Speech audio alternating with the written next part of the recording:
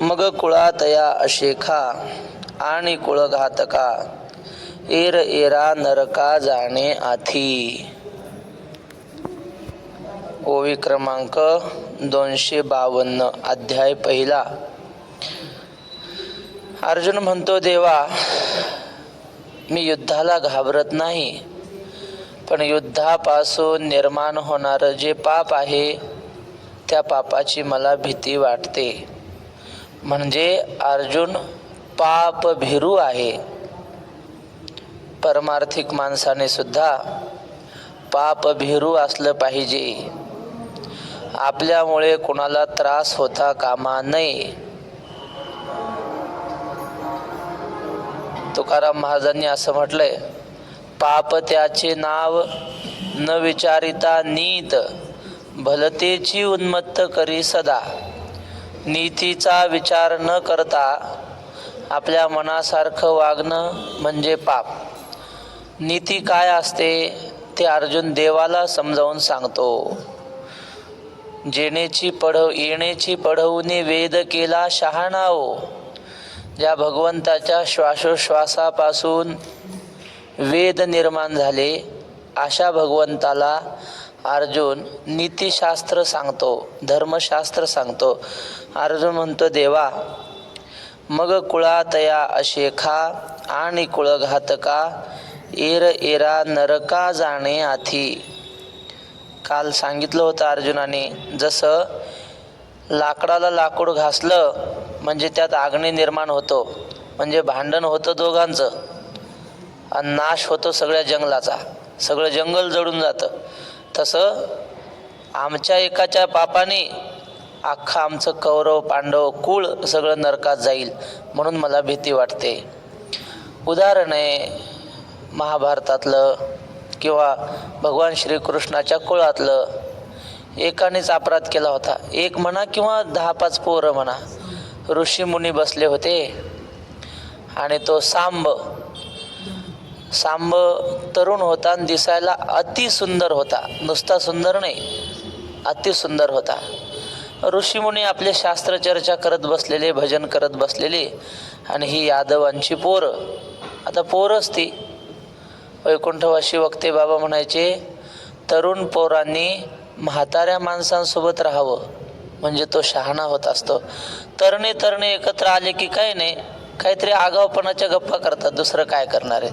म्हणून वेदामध्ये सांगितलंय, अभिवादनशीलस्य नित्यं वृद्धोपसेविनः चत्वारि तस्य वर्धन्ते आयुर्विद्या यशोबलम. पण ही सगळी तरणी पोरं, भगवान श्रीकृष्णाची पोरं ती. पण आता ते पोरं आल्यामुळं ते म्हणले, अरे आपण ह्या ऋषीमुनींची जरा मस्करी करू, चेष्टा करू. मग त्यांनी काय केलं, तो सांब जो होता त्याच्या पोटावर काही गादी वगैरे छोटी उशी बांधली, पुन्हा त्याला साडी नेसवली, सगळे महिलांचे शृंगार त्याच्या अंगावर चढवले आणि दोघांना असं दोघीकून धरलं त्याला. तो हळूहळू चालू लागला. त्या ऋषीमुनींच्या समोर गेले आणि ऋषींना विचारू लागले, महाराज, म्हणले, ही लाजते तुम्हाला विचारायला, आम्ही विचारतो हिच्या वतीनं. हिचं म्हणणं असं आहे की मला मुलगा होईन की मुलगी होईन. तुम्ही ज्ञानी आहात सगळे ऋषीमुनी, तुम्ही सांगाल अशी हिची अपेक्षा आहे, ही विचारायला लाजते म्हणे. असं म्हटल्यावर ते ऋषीमुनी, त्यांना कळालं, माणसाच्या वागण्यावरून कळतं हा आपल्याला थट्टेनं विचारतो की श्रद्धेनं विचारतो. मस्त हात असे वाकून विचारत होते, पण चेहऱ्यावरचे भाव सांगत होते की हे काहीतरी चेष्टा करतात. मग तेही महाराज त्रिकालज्ञ होते. ते म्हटले, हिला ना पोरगा होणार नाही, पोरगी होणार नाही, मुसळ होईल आणि अख्ख्या तुमच्या कुळाचा नाश करेल. आणि काय झालं, शेवटी तसंच घडलं. नाही, नाथ महाराजांनी तर पहिल्या अध्यायात भागवताच्या असं लिहिलंय, ही दुर्बुद्धी देवानंच त्यांना सुचवली होती. देवाला माहीत होतं, मी गेल्यानंतर जर हे राहिले तर हे सगळ्या जगाला त्रास देतील, माझ्या डोळ्यासमोर हे संपवायचे. म्हणून महात्मा गांधी म्हणले होते की स्वातंत्र्य मिळाल्यानंतर काँग्रेस पार्टी बरखास्त करायची. त्यांना पुढचं माहीत होतं हे असं करणार आहेत भारताचं. झाली नाही बरखास्त, जाऊ द्या. तर देवानं आपल्या समोर यादव सगळे संपवले, पण कशामुळं, निमित्त काय झालं, 4-5 जणांनी ते काय असतील तेवढी पोरं, तेवढ्यांनी साधू संताचा अवमान केला. अर्जुन म्हणतो, हे माझे सगळे गुरुवर्य समोर उभे आहेत, त्यांचा जर मी अपमान केला तर त्याप्रमाणे माझं सगळं कुळ नष्ट होईल. मग कुळातया शेखा आणि कुळघातका, एर एरा नरका जाणे आधी, देखे वंशवृद्धी समस्त, या परी होय पतित, मग ओवांडिती स्वर्गस्थ पूर्व पुरुष. देवा, अशा प्रकारे सगळी वृद्धी म्हणजे किती माझे पूर्वज होऊन गेले आतापर्यंत, ते सगळे तिथपर्यंत सगळ्यांना पतित व्हावं लागेल, म्हणजे नरकात जावं लागेल. आता नरक म्हणजे काय साधी गोष्ट आहे. तुकाराम महाराजांच्या नाटाचे अभंग आहेत आणि त्यामध्ये 13वा अभंग आहे, आले हो संसारा तुम्ही एक करा. तसा अभंग तशी चाल. काय वारकरी संप्रदायाचं वैभव आहे. म्हणजे करुणा व्यक्त केली ना. तुकाराम महाराज विनंती करतात, बाबा आले हो संसारा तुम्ही एक करा, मुक्ती मार्ग हळूची धरा, काळदंड कुंभ यातना थोरा, कार्य अघोरा दचकसी ना, नाही त्या यमासी करुणा. आता पुढे नरकाचं वर्णन आहे. नियम लोक नरकामध्ये कशी शिक्षा देतात, नाही त्या यमाशी करुणा, बाहेर काढी ताकुडी प्राणा, ओढाळ सापडे जैसे धन्या चोर यातना धरी जेतो, नाही दिले पावैल कैसा, चालता पंथे ते नेवळसा, नसेल ठाऊके ऐकतो कैसा, नेती बंद जैसा धरून या क्षण एक नागिवा पायी, न चलवे तया करिता काही, ओढीती कांटवना सोयी, अग्निस्तंभ बाही कवटा. म्हणजे पायात चप्पल न घालता पाय ठेवू शकत नाही आपण रस्त्यावर, एवढी तापलेली असते ती जमीन. नुसता पाय ठेवू शकत नाही, त्या जमिनीवरून अनवाणी चालवतात. मग न चलवे त्याकरिता काही, आणि जर चालला नाही तर मग दांडके घेऊन मागे उभेच असतात दणके द्यायला. न चलवे त्याकरिता काही, ओढीती कांटवना सोयी, काटे असतात असे लोखंडी सूळ, आणि त्या सुळावर आडवं पाडतात आणि ओढतात. ओढीती कांटवना सोयी, अग्निस्तंभ बाही कवटाळविती. लय पाप करायची इच्छा होती ना, मग लोखंडाचे लाल बुंद झालेले खांब असतात, दे म्हणतात आलिंगनात या खांबाला. काय अग्निस्तंभ, देखोनी अंगे कापती ते नदी माझी चालवती. आता चंद्रभागेला पाणी आहे, तुम्हाला जर म्हणलं जा बरं पलीकड पवत, आपल्याला म्हणलं शक्य आहे का? ही चंद्रभागा, आपल्याला भीती वाटते चंद्रभागेची, आणि तिथं तर भयंकर काय त्या नदीचं नाव आहे, आता मला आठवत नाही. भागवताच्या 5व्या वैतरणी, वा, भागवताच्या 5व्या अध्यायात आहे ते वर्णन, श्रीमद भागवताच्या. तर त्या वैतरणी नदीमध्ये थरथर कापते माणूस नुसती पाहून, तिच्यात पोहायला लावतात. काय देखोनी अंगी कापती ते नदी माझी चालविती, लागे ठाव ना चलवे बुडविती, वरी मारिती यमदंड. त्या नदीचा ठाव लागत नाही, खाली किती खोल आहे, तिच्यात किती हे आहेत, काय जलचर, हिंस्र जलचर आहेत, काही माहीत नाही. पण ते सगळे आपल्याला दुःख सहन करावं लागतं. बुडवतात, वरी आलं की दणका द्यायचा, पुन्हा बुडवायचं, वरी तोंड काढलं की पुन्हा दणका द्यायचा. हे आपण हसत सांगतोय, पण जे भोगत असतील त्यांना किती त्रास. मग काय पुढं, न चलवे लगे ठाव चलवे पुढे, वरी मारती तहान भूक न सहावे वेळ, तो राखीती किती एक काळ, पिंड पाळूनी कैसा शीतळ, तो तप्त भूमी ज्वाळा लोळविती. आता भूक लागली की लगेच आपण काहीतरी खातो, तहान लागली की पाणी पितो, पण तिथं भूक सहन होत नाही, पण तरी सुद्धा खायला काही देत नाही. तहान लागती भयंकर, पण काही प्यायला पाणी देत नाहीत. हे सगळं दुःख सहन करावं लागतं. तप्त भूमी ज्वाळ लोळविती, तापलेल्या भूमीवर लोळवतात. हे सगळं दुःख तुकाराम महाराज म्हणतात, हे सगळं दुःख जर आपल्याला नको असेल तर मग पाप करू नये. अर्जुन म्हणतो, माझे पूर्वज सगळे बिचारे पुण्यवान होते, ते आता पितृलोकाला असतील, स्वर्गाला असतील, पण माझ्या पापामुळं हे दुःख त्यांना भोगावं लागेल. मग माझ्यासारखा पुत्र जन्मून काय उपयोग? शास्त्रामध्ये पुत्र या शब्दाची व्याख्या करताना पुन्नाम नरकात त्रायते इति पुत्रः, पुन नावाच्या नरकापासून जो सोडवतो त्याला पुत्र म्हणतात. आणि क्रियाकर्म करण्याचा अधिकार ज्याला मुलगा आहे, ज्याला पत्नी आहे त्यालाच आहे. आणि मग आमच्या पितरांचा उद्धार करायचा सोडून आम्ही त्यांना नरकात ढकलू का, असा अर्जुन म्हणतोय. मग ओवांडिती स्वर्गस्थ पूर्वपुरुष, आधी ते स्वर्गाला जाऊन बसलेले आहेत, पण आमच्या पापामुळं स्वर्गातून त्यांना नरकात जावं लागेल. जेथ नित्यादी क्रिया ठाके आणि नैमित्तिक कर्म पारुखे, तेथ कवना तिळोदके कवन अर्पी. मग आता हे कुळातले सगळे असे आमचे अकर्म झाले, म्हणजे पुरुष माणसं मेले, महिला विधवा झाल्या, म्हणजे त्या घरातलं नित्यकर्म बंद होईल. नित्यकर्म काय असतं? संध्या करणं, हरिपाठ करणं, देवपूजा करणं, खरं बोलणं, हे काय सगळे नित्यकर्म आहेत, रोज करायचे कामं आहे ना. अन्नदान, पंचमहायज्ञ. पंचमहायज्ञ म्हणजे प्रत्येक घरामध्ये रोज पाप होत असतं. समजा चूल पेटवायची म्हणली, जंतू जळतात की नाही, मरतात. तुम्ही म्हणा आता चूल कुठं राहिली, गॅस, पण अग्नी पेटवला की जंतू मरणार. मग जे अन्न आपण शिजवतो त्यातही बारीक सारीक असतातच की नाही, मग ते पाप होतं. पाणी भरायचं म्हणलं तिथं जंतू मरतात, झाडून काढायचं म्हटलं तिथं जंतू मरतात, चटणी कुटायची म्हटली तरी जंतू बारीक मरतात. मग आता हे पाप कशाने घालवणार? हे पाप घालवण्यासाठी शास्त्राने आपल्याला पंचमहायज्ञ सांगितले. म्हणजे भूतयज्ञ म्हणजे गाईला कुत्र्याला घास द्यायचा. मनुष्ययज्ञ, वक्ते आबा म्हणायचे मनुष्ययज्ञ म्हणजे माणूस उचलायचा आणि यज्ञाच्या कुंडात टाकायचा. तसा नाही. मनुष्ययज्ञ म्हणजे माणसाला जेवायला द्यायचं, एखादा अतिथी आला असेल, दैवयज्ञ, देवाला नैवेद्य दाखवायचा, अग्नीला घास टाकायचा, हे 5 प्रकारचे नित्ययज्ञ आहेत. आणि ते पंचसूना खंडनी पेशनी चुल्ही चोदकुंभी च मार्जनी, खंडनी पेशनी चुल्ही चोदकुंभी च मार्जनी, पंचसूना गृहस्थस्य पंचयज्ञात प्रणश्यती. रोज गृहस्थाच्या घरी 5 प्रकारचे पाप होतात आणि ती 5 पाप पंचमहायज्ञाने जातात. हा काय नित्यकर्म सांगितलं. काही नैमित्तिक असतात.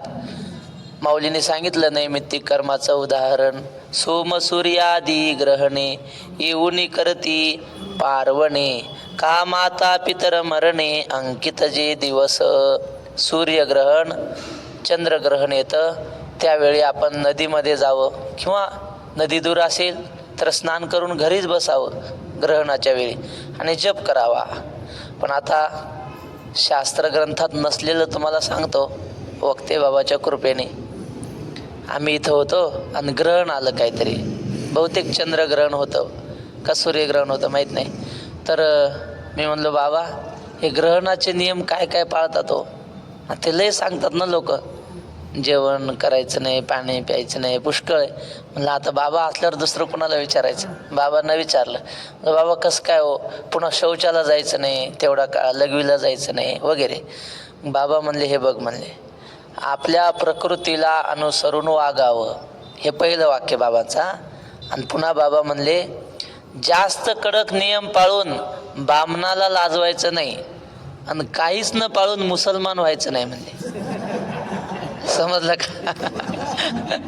बस हे तुम्हाला कुठल्या पंचांगात नाही, ग्रंथात नाही सापडणार. हे बाबांचे वाक्य आहेत. लय कडक नाही पाळायचं. समजा आता लघुशंका आली आणि ग्रहण आहे 2.5 तासाचं, 2.5 तास जर आपण पोटामध्ये रोखून ठेवलं तर रोग उत्पन्न होतात महाराज. म्हणून एवढं कडक नाही, शेवटी आपल्या प्रकृतीला अनुसरून वागायचं.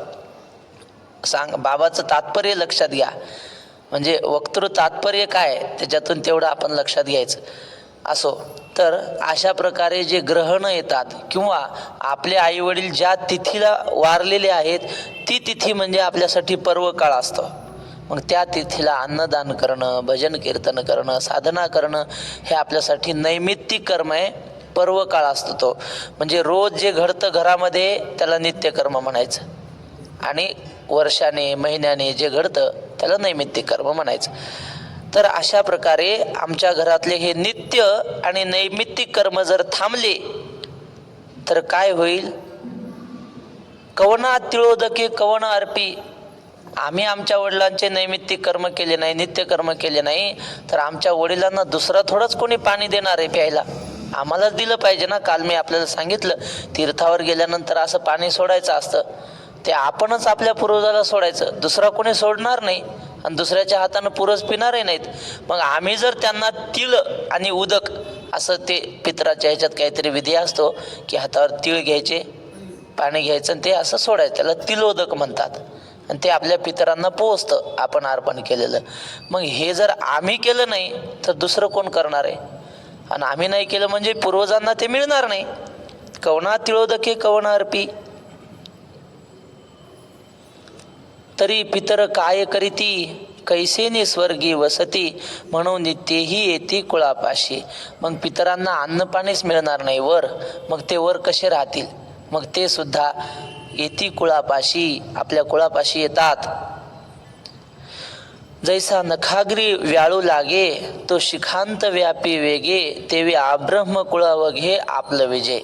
ते म्हणा असं कसं हो, पाप करायचं ह्या पृथ्वीवर या पूर्वज म्हणजे वंशजाने, आणि भोगायचं वर स्वर्गात असलेल्यांनी? असं कुठं होत असतं का? खालून वर कुठं जात असतं का पाप? ते उदाहरण देतात माऊली. पायाच्या अंगठ्याच्या टोकाला साप चावला बरं का, मग आता विष काय तिथंच राहतं का सगळ्या शरीरभर पसरतं?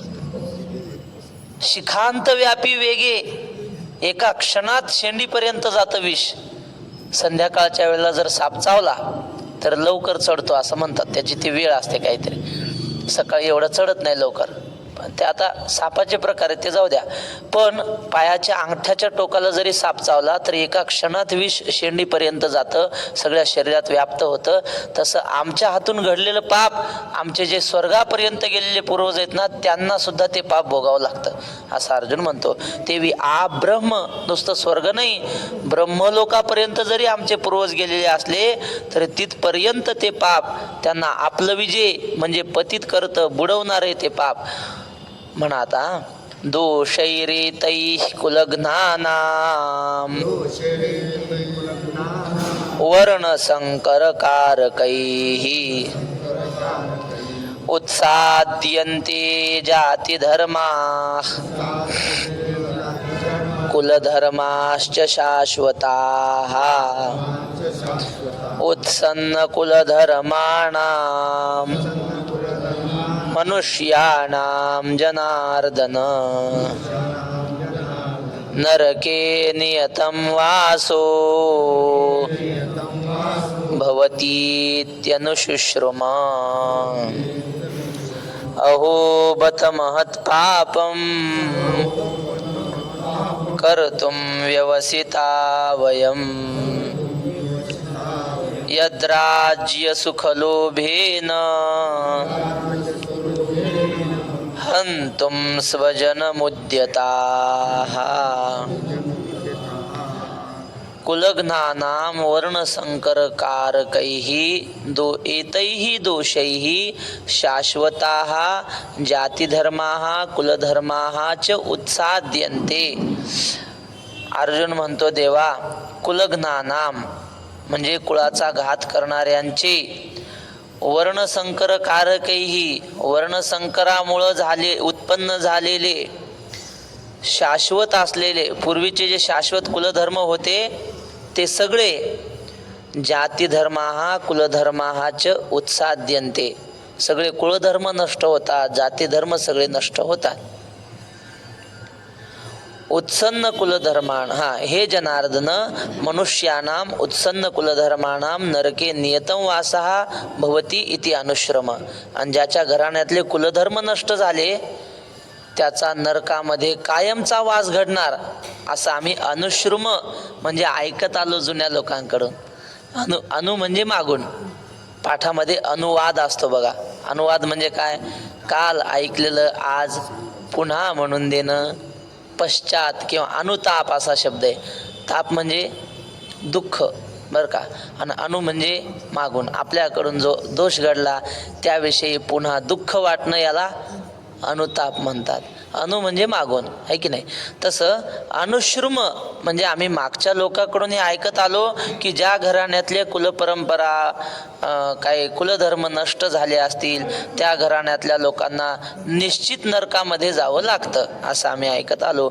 अहो बत महत्पापम अहो यद राज्य सुखलोभेन स्वजनम उद्यताः हंतुम महत्पापम कर्तुम व्यवसिता वयम. अरे बाप रे, केवढं हे म्हणले दोष आहे हा की राज्याच्या सुखाच्या लोभाने आम्ही स्वजनांना मारण्यासाठी तयार झालोत. हे फार मोठं महान पाप करण्यासाठी आम्ही उद्युक्त झालो आहोत असं अर्जुन म्हणतो. कशासाठी? राज्याच्या सुखासाठी. बरं, राज्य काय कायमचं आहे का? ते पुन्हा कोणीतरी आपल्यावर आक्रमण करणार, पुन्हा जिंकणार. हे सगळं अनित्य आहे राज्य, आणि त्यासाठी आम्ही स्वजनांना मारायला निघालो. देवा अवधारी आणिक एक इथ घडे महापातक जे संगदोषे हा लौकिक भ्रंशु पावे. देवा लक्ष देऊन ऐक, इथं घडे महापातक, या ठिकाणी महापाप घडतंय. जे संगदोषे हा लौकिक भ्रंशु पावे. संगदोषाने म्हणजे पाप्या, आमच्यासारख्या पाप्याच्या संगतीनं सगळा लोक आमचे पूर्वज भ्रंशु पावे. ते आमच्यापाशी येतात असं लिहिलं ना वरच्या ओळीत. स्वर्गातले खाली येतात, मग खाली आलेले पाप्याच्या संगतीनं पुन्हा अधोगतीला जातात. जैसा घरी आपुला वाणी वसे अग्नी लागला तो आणि काही प्रज्वळीला जाळू निघाली. किंवा आमच्या संगतीनं हे या लोकातले चांगले लोकही पुन्हा पापी होतील. तुकाराम महाराजांनी किती संगतीविषयी लिहिलंय. म्हटले आपण कोण व्हायचं हे आपल्या संगतीवर ठरतं. हां, आम्ही वक्ते आबाच्या थोडं संगतीत राहिलो असं नाही, 1-1.5 वर्ष लय नाही. मग आता इथं बसलो की नाही, आपला काय अधिकार कोण विचारतं आपल्याला की झाडकी पत्ती. पण महात्म्याची संगत थोडी मिळाली की माणसाचा जीवनाचा विकास होतो. तुकाराम महाराज म्हणतात, बैसता चोरापाशी तैशी होय बुद्धी देखताची चिंदी मन धावे. जाऊ दे, तुम्हाला सांगतोच गोष्ट. गुरु शिष्य होते, चालला प्रवास दोघांचा. गुरु आणि शिष्य रस्त्याने चालले. जंगलाचा रस्ता लागला, संध्याकाळ झाली, गाव दिसत नाही, दिवे दिसत नाहीत. गुरुजी म्हणले, अरे अंधार पडायला लागला, अजून गाव दिसत नाही, काय करावं? तो म्हटलं, मग आता काय करू गुरुजी, थांबू आपण जंगलातच. मोठं झाड पाहिलं, झाडाच्या खाली दोघांनी अंथरून टाकलं आपले, रात्री झोपले. पण तो शिष्य, त्याला भीती वाटायला लागली. त्याला कुठं झोप लागते? या अंगावरून त्या अंगावर. काही प्राणी येतो काय, वाघ येतो की काय, असं करत या अंगावरून त्या अंगावर व्हायला लागला. गुरुजी आपले झोपले. काय म्हणले, व्हायचं ते होणार. आता नाही इलाज आहे. बरं, मागेही जाऊ शकत नाही, पुढे जाऊ शकत नाही. झालं. पहाटे 4 वाजता गुरुजी उठले आणि त्यांचा नियम होता, प्रभाते मनी राम चिंतित जावा, पुढे वैखरी राम आधी बदावा, सदाचार हा थोर सांडू न येतो, जनी तो चितो मानवी धन्य होतो. किंवा आता हे मनाचा श्लोक. आता दासबोधातलं काय, प्रातःकाळी उठावे, काही पाठांतर करावे, यथानुशक्ती आठवावे, सर्वोत्तमासी. समर्थ रामदास स्वामी म्हणतात, पहाटे उठावं, काही पाठांतर करावं विद्यार्थ्याने, जमलं तर थोडं देवाचं ध्यान करावं. म्हणून ते गुरुजी पहाटे 4ला उठले आणि आपले ध्यानस्थ बसले. असे हा आपला जागाच होता, झोपलाच नव्हता. गुरुजीने असं पांघरून घेतलेलं अंगावर बसलेले. तेवढ्यात काय झालं, वाघ आला, वाघ. आणि ते दुरून डोळे चमकले. त्याच्या लक्षात आलं, नक्की हिंस्र प्राणी आहे, हिंस्र प्राण्याचे डोळे चमकतात. लगेच झाडावर चढला शिष्य. गुरुला सावध नाही केलं, लगेच झाडावर चढला आणि वर जाऊन विचार करायला लागला. तो म्हटला, आपल्याला गुरुजीने शिकवलेलं आहे, कोणी मुका प्राणी आला की त्याला काही घास खाऊ घातला पाहिजे. आता हा वाघ आला, आता हा काय करीन, गुरुजीला खाईन. म्हणजे काय झालं, मुका प्राणी, त्याला आपण काहीतरी खाऊ घातल्यासारखं होईल. आणि पुन्हा गुरुजी गेल्यावर गादी, आश्रम कोणाचा आहे? सगळ्या लोकांना माहिती आहे, मीच गुरुची जास्त सेवा केली, उत्तराधिकारी मीच आहे. असा तो विचार करायला लागला वर जाऊन. पण गुरुजी ध्यानात मग्न होते, नामस्मरण करत होते, श्रीराम जय राम जय जय राम चालू होतं. तो वाघ आला, थोडा वेळ बसला पुढे, आणि चित्त शुद्ध तरी शत्रुमित्र होती, व्याघ्रही न खाती सर्पतया. वक्ते आबाच्या जीवनातही असं घडलं होतं. बाबा म्हणले आम्ही त्या नेवाशाला गेलो, तिथं नदी आहे ना प्रवरा, तर त्या नेवाशाला स्नानाला गेलो. तिथं साखरे महाराजांनी सप्ताह ठेवला होता म्हणले पारायणाला. आणि आमचा एक मित्र होता, तर म्हणे इथं गावाजवळ स्नान नाही करायचं, इथं लोक घाण करतात. चांगलं वरी नेलं म्हणे, पहाटे 4 वाजता वर गेलो तिकडे. आणि तो म्हणला मी आंघोळ करतो, तू कपड्याजवळ बस. मग बाबा म्हणले मी बसलो कपड्याजवळ. आणि तो लेकाचा वाळूने अंग घासू घासू घासू घासू आंघोळ करून राहिला. मी बसलो तर म्हणले माझ्या मागे येऊन वाघ बसला, म्हणजे बिबट्या असेल, बिबट्या वाघ काय असेल, मागे येऊन बसला. आणि तो आंघोळ करून आला आणि त्यानं पाहिलं माझ्या मागे बसलेला, मला माहीतच नाही म्हणे.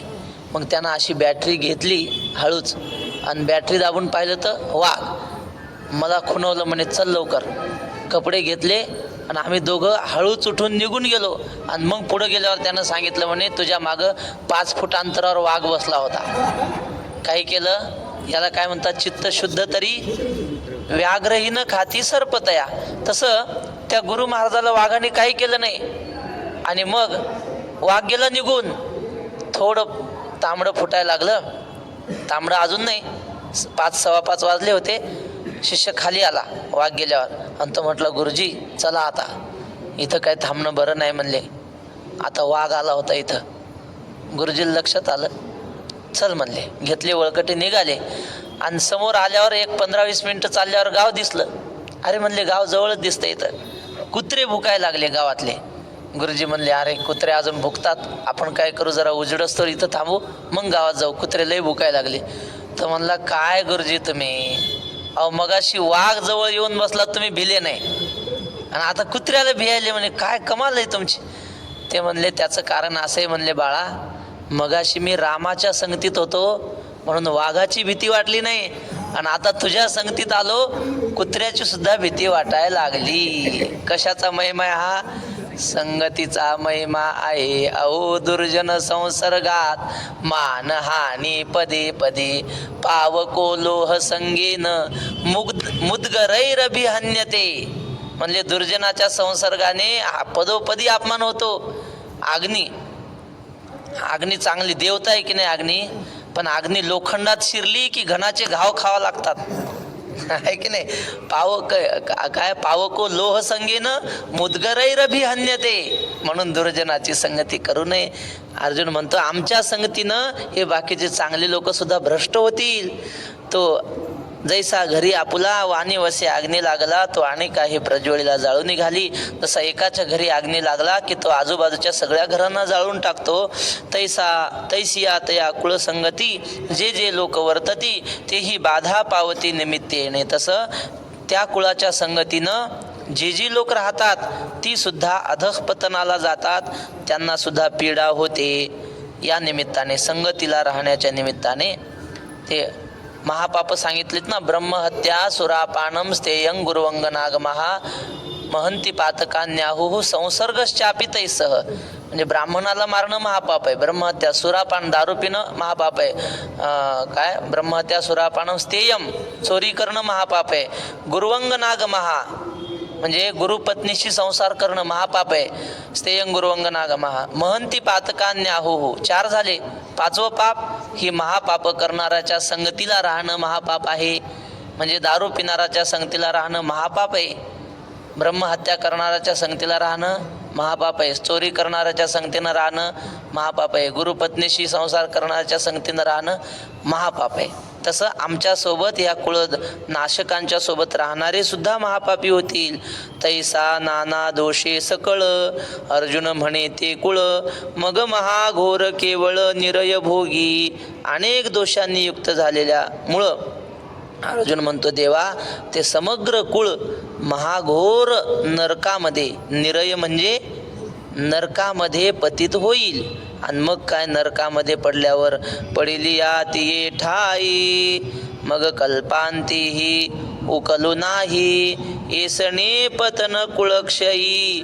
अर्जुन म्हणे, आणि मग एकदा नरकात पडल्यावर मग कल्पांत होईपर्यंत बाहेर येता येत नाही. करोडो जन्मा नरकात जावं लागतं. याच्याहून एक दुसरी ओवी आठवली. जी लोक आत्महत्या करतात की नाही, आत्महत्येसारखं दुसरं पाप जगात नाही. नाथ महाराजांनी लिहिलंय, जो आत्महत्या करून निमाला तो मरताची नरका गेला.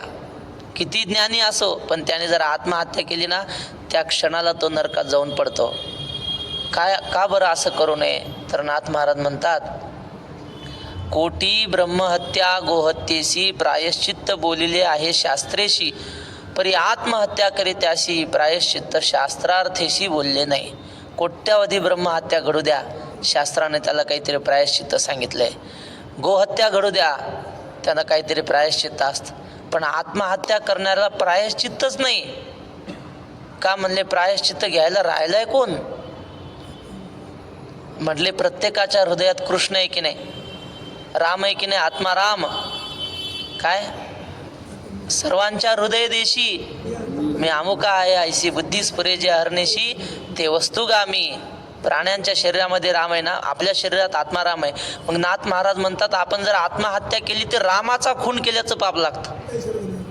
तैसा हृदयामध्ये मी रामू असता सर्व सुखाचा आरामू, की भ्रांतासी कामो विषयावरी. म्हणून वक्तेबाबा म्हणायचे, फार दुःख झालं तर घर सोडून कुठे निघून जावं, खूप जग मोठं आहे म्हणायचे, पण आत्महत्या करू नाही.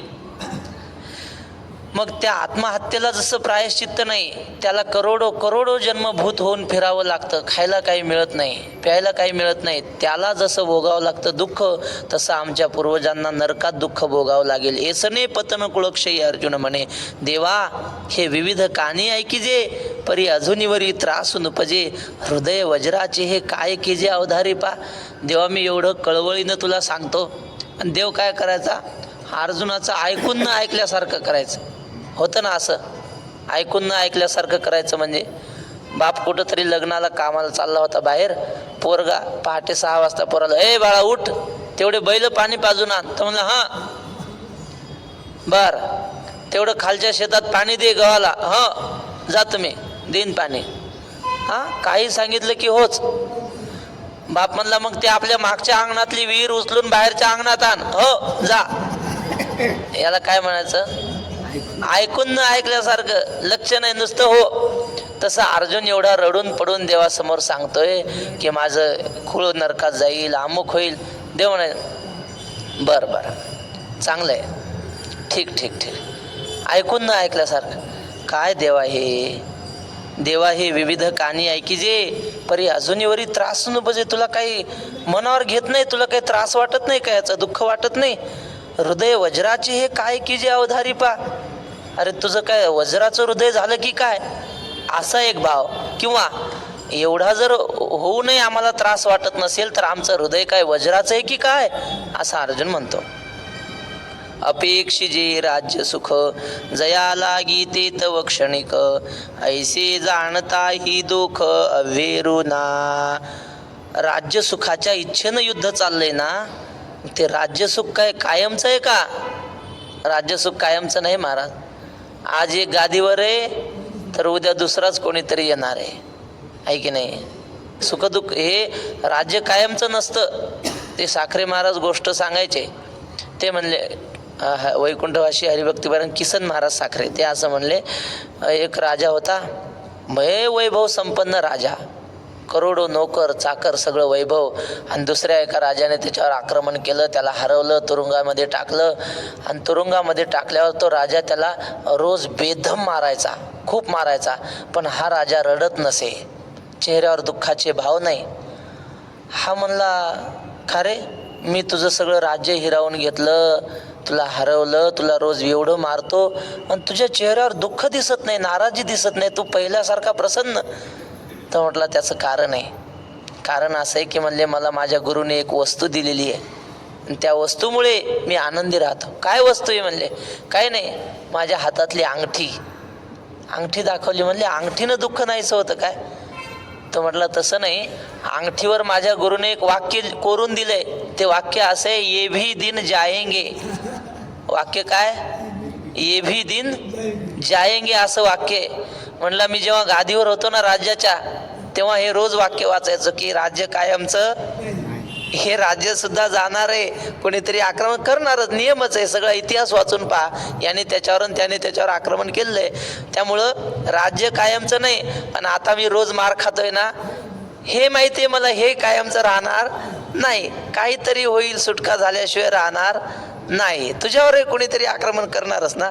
तेव्हा ये भी दिन जाएंगे. अर्जुन म्हणतो देवा, मग ज्या राज्यासाठी एवढं मोठं पाप करायचं, ते राज्य कायमचं आहे का? नाही ना, ते सुद्धा कायमचं नाही. अपेक्षिजे राज्य सुख जया लागी ते तव क्षणिक, हे जाणताही दोख अवेरू ना. मग क्षणिक राज्य सुखासाठीही आम्ही या दोषाचा स्वीकार करावा का? अरे, हे जाणून आम्ही जर हा दोषाचा अवेर केला नाही तर किती मोठी चूक आहे.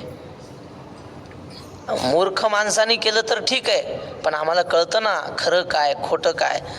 जे हे वडील सकळ आपुले, वधा वया दिठी सुदले, सांग पा काय थेकुले घडले आम्हा. जे हे वडील सकळ आपुले, वधा वया दिठी सुदले. अरे, हे आमचे सगळे वाड वडील आहेत, पूजनीय आहेत. हे सगळे पुढे येणार आहे दुसऱ्या अध्यायामध्ये. द्रोणाचार्य पूजार्ह म्हणजे पूजा करण्यास योग्य आहेत.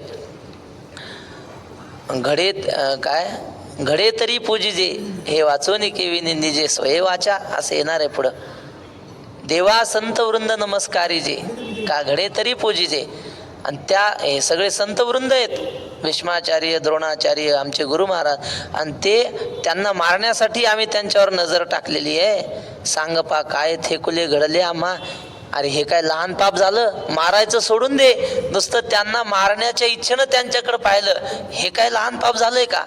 दुसऱ्याविषयी, गुरुविषयी असा भाव मनात येणं, हे सुद्धा महापाप आहे, चांगलं नाही हे. यदि माम प्रतीकार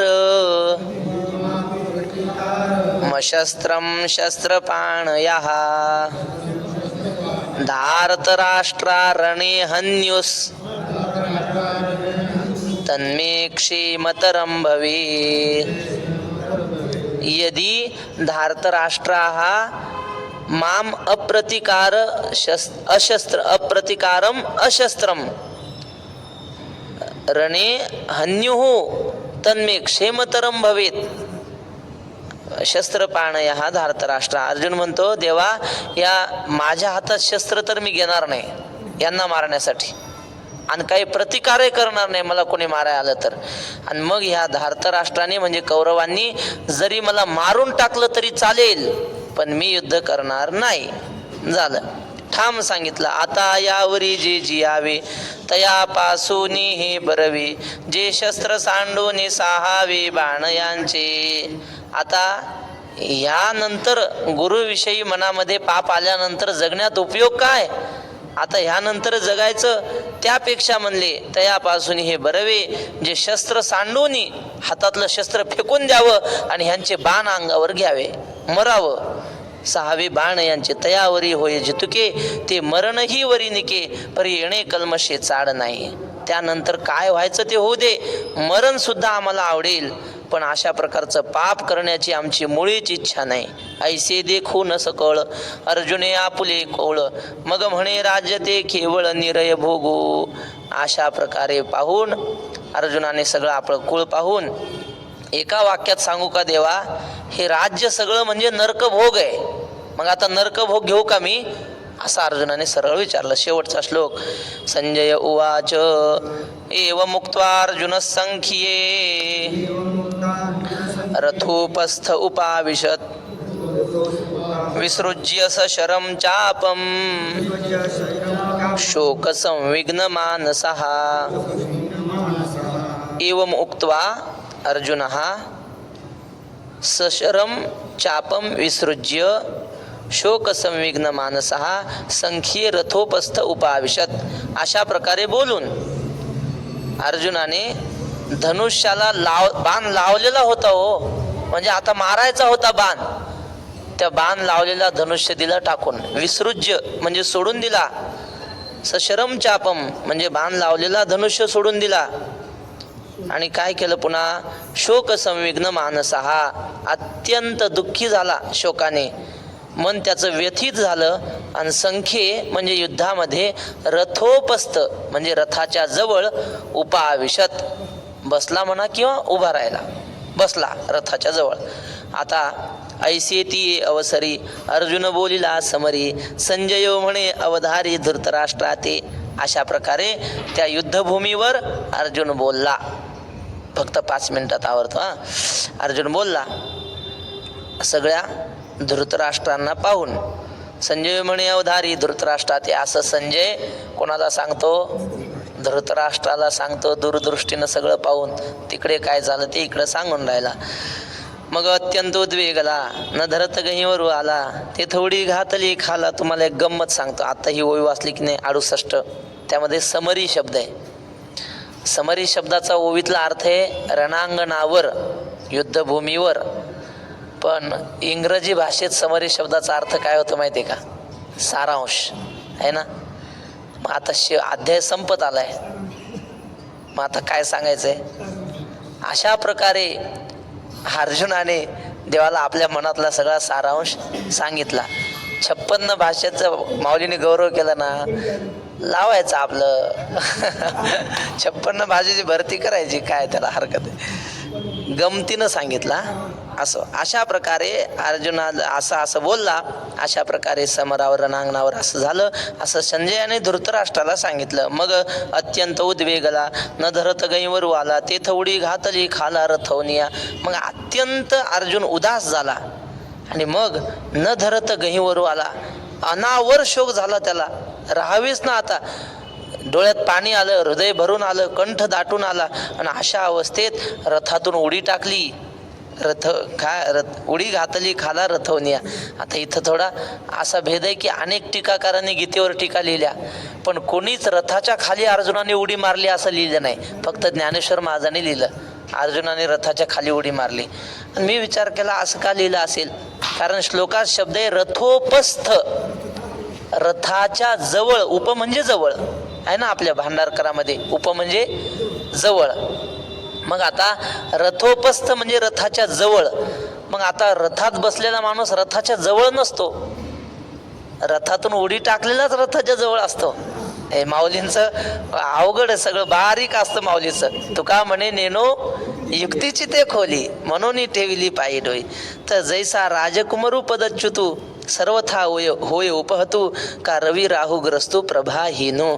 जसा एखादा राजाचा कुमार त्या गादीवर बसला, पण नंतर काही कारणाने त्याला गादी सोडावी लागली, काही राजकारण केलं. मग जो आधी राजा म्हणून जगला तो नंतर साधा म्हणून जगायला अवघड जातं महाराज. जो पंतप्रधान लेवलचा माणूस आहे आणि त्याला खाली सरपंचाचं तिकीट मिळालं, काय वाटतं? ते जगण्यात अर्थ नाही वाटत. तसा राजकुमारू आहे, पण पदच्युत झाल्यानंतर तो अपमानित होतो. सर्वथा होय उपहतू म्हणजे तो मानरहित निस्तेज होतो. का रवी राहू ग्रस्तू प्रभाहीनो, जगाला प्रकाश देणारा सूर्य, पण त्या सूर्याला राहूने ग्रासलं, त्याला ग्रहण लागलं तर त्याची प्रभा कमी होते ना. तरी महासिद्धी संभ्रमे जिंतीला तापसु भ्रमे. मग आकळूनी कामे दिनुकीचे. तपश्चर्या केल्यानंतर महासिद्धी प्राप्त होते आणि महासिद्धी प्राप्त झाल्यानंतर ऐश्वर्य प्राप्त होतं. पण मग ऐश्वर्य प्राप्त झालं की त्या ऐश्वर्यासोबत भ्रम येतो, अज्ञान येतं, मोह येतो. आणि एवढा मोठा तपस्वी असतो आणि मग तो भ्रमिष्ठ होतो. कसा भ्रमिष्ठ होतो? गोष्टी आपल्याला माहिती आहेत. तपश्चर्या करणारा होता, पण त्याला मग काय त्याची लंगोटी उंदरानं नेली. मग आता ते उंदीर खायासाठी मांजर पाळली, मांजर पाळायसाठी गाय पाहिली, गाईला सांभाळायसाठी मंडळी केली. आणि मग तपश्चर्या झाली, गृहस्थाश्रमच सुरू झाला. काय झालं? जिंतीला तापसू भ्रमे, भ्रमात गेला. मग आकळूनी कामे दिनुकीजे. आणि मग तपस्वी होता पण कामाने भ्रमिष्ट केलं, त्याला दीन करून टाकलं. तैसा तो धनुर्धरू अत्यंत दुःखे जर्जरू, दिसे जेथ रहवरू तेजिला तेने. तसा अर्जुन एवढा मोठा योद्धा पण रडायला लागला हो, सामान्य माणसासारखा. जिथे दिसे जेथ रहवरू तेजिला तेने. आणि कुठं होता तो? रथाच्या जवळ उभा असून रडायला लागला. अत्यंत दुःखाने जर्जर झाला. मग धनुष्यबाण सांडिले न धरता श्रुपात आले, ऐसे ऐकरा या वर्तले संजय म्हणे. मग हातातला धनुष्य सोडून दिला आणि अनावर असा शोक दाटून आला. ऐसे ऐकराया वर्तले संजय म्हणे राजा धृतराष्ट्र महाराज. अशा प्रकारे तिथं झालं. आता या परी तो वैकुंठनाथो देखो ने सखेद पार्थो कवणे परी परमार्थो निरूपिल. आता अशा प्रकारे सगळं घडल्यानंतर तो वैकुंठनाथ भगवान श्रीकृष्ण देखो ने सखेद पार्थ दुःखी अर्जुनाला पाहून कवणे परी परमार्थ निरूपील, कशा प्रकारे परमार्थाचं निरूपण करील ते सविस्तर पुढारी कथा अति सकौतुक ऐकता. ज्ञानदेव म्हणे आता निवृत्ती दासू. माऊली म्हणतात त्या दोघांना घाई होती, कारण रणांगणावर चाललंय, बाण कोणी कोणी येईल काय येईल, त्यांनी घाई चर्चा केली. पण मी तुम्हाला समजून विस्ताराने सांगणार, काय काळजी करू नका. ते सविस्तर पुढारी कथा अति सकौतुक ऐकता, आणि ती साधी नाही, तुम्हाला आनंदाचे भरते येतील ते ओव्या ऐकल्यानंतर. ती कथा आहे सकौतुक, अत्यंत कौतुकाने तुम्ही ऐकाल अशा प्रकारची कथा. मी निवृत्तीनाथांचा दास असलेला ज्ञानदेव मी आपल्याला सांगेल, आपण लक्ष देऊन ऐका असं माऊली सांगतात. पहिला अध्याय संपला. दुसऱ्या अध्यायाची एक फक्त श्लोक वाचतो. संजय उवाच तंतथा कृपयाविष्ट मश्रुपूर्णा कुले क्षणं विषीदन्तमिदं वाक्यम्. उवाच मधुसूदनः पुंडलीकवरदा हरिविठ्ठल श्री ज्ञानदेव तुकाराम.